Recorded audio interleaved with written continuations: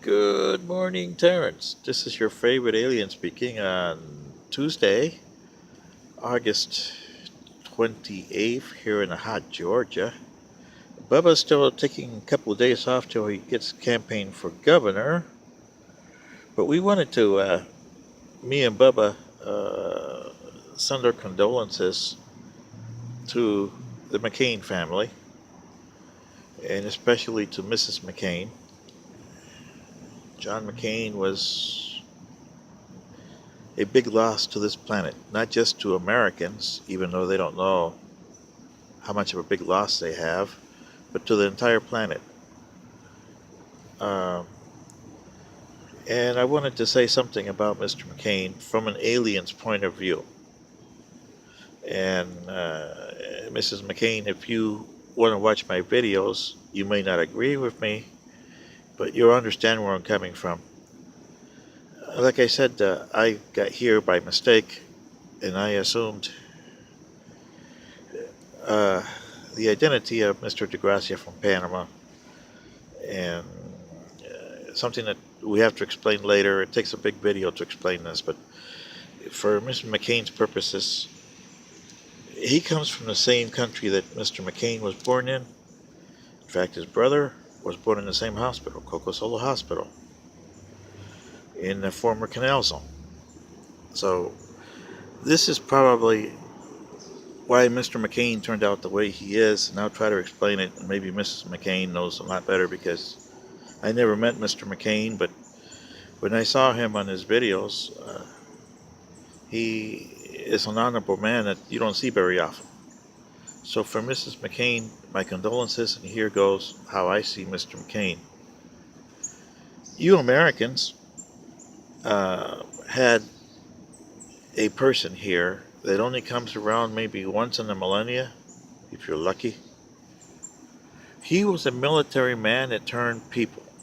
He was not much into politics, and I know Miss McCain knows better because she spent a lot of years with him, through thick and thin. And his campaign manager would probably tell you the same thing. He was never a politician, he was more a people guy. You can tell by the way his speeches are and the way he voted in the Senate that he was. Was he a perfect guy? No. Was he anything special? Well, not really. He was just an ordinary guy. He had some bad experiences as a POW in the Vietnam War, which was a war that he thought for his country, even though his country didn't know why they were fighting that war. They lost a lot of people for nothing. But Mr. McCain didn't go and dwell on the past. He went and said, well, we got to fix what we have here. And that's the way he approached his life, trying to fix things. He was also a consensus builder, not a partisan or a compromiser. He was called by his party, the Republicans, a traitor. By the media, he was called a maverick. And the Democrats probably called him something else.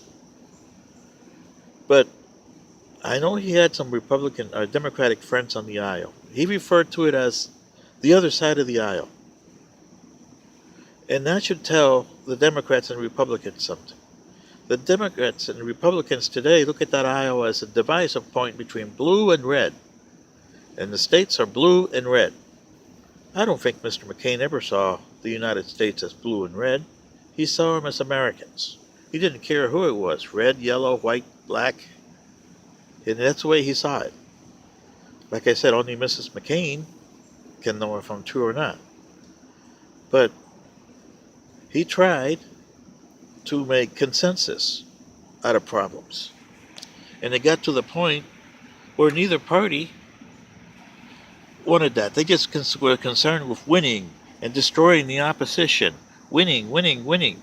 This is not a football game. And in winning, you have sportsmanship in sports, which are long gone past too. So what do you got? Fights in the Senate and fights in football games? John McCain wasn't about that. He was representing Arizona to the United States government. And that's the way he viewed him. Look at when he ran for president in 2008.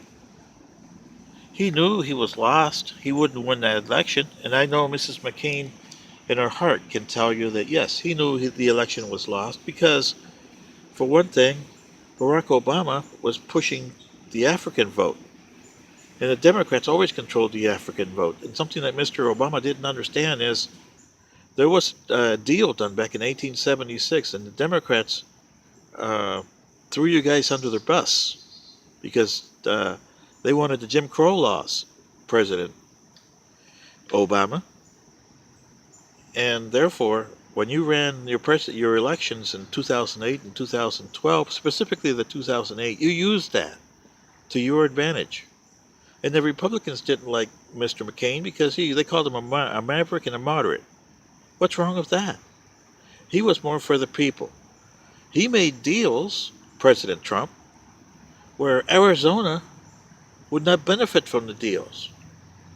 But I know Mrs. McCain can tell you that he tried to make those deals better later on with other legislation that went forward. This was John McCain. And when I go back to my home planet, I'm going to go above the Federation Council and say that Mr. McCain was the true version of a Terran. If Earth was a member of our Federation and he represented the Federation, I'm sure that the Federation Council members would have, when he passed away, would have said he represented this planet with distinction and he was our friend. Something I don't think you'll see over there. And I hope that the presidents that are going to speak at his funeral, Presidents Obama, George W. Bush, and Carter, you all know when you were presidents that you wanted agendas. You had agendas. President Carter, you know that you were there and you got lucky you got elected because the Republicans had Watergate. So you had that in your favor. You messed up those 4 years. But you became a better person for it. And today, President Carter, and trust me, there's not a lot of me, because remember, you gave the Panama Canal away. You gave the birthplace of John McCain away. And there's not a lot of people that I know from my generation and earlier generations that like you very much. But I do because you became a better person for it. I don't know if George W. Bush has. I know that in recent comments by President Obama, he regrets some of the stuff he did because, hey, he's got a worse president up there. He tried to destroy President Bush, and now President Obama is realizing that presidency is something that you're a caretaker. You're only there for a short time. The one before you and the one after you. You got to carry on what the United States mission statement was, but you don't have one. The only mission statement you had was John McCain. He had a mission statement for America, and he tried to push it. But unfortunately, he was one man against the whole gang. So, Mrs. McCain, to you, I promise you that the heritage of John McCain will not be lost. I'll make sure my planet does not, and my Federation especially does not, because he was a true Terran. Thank you.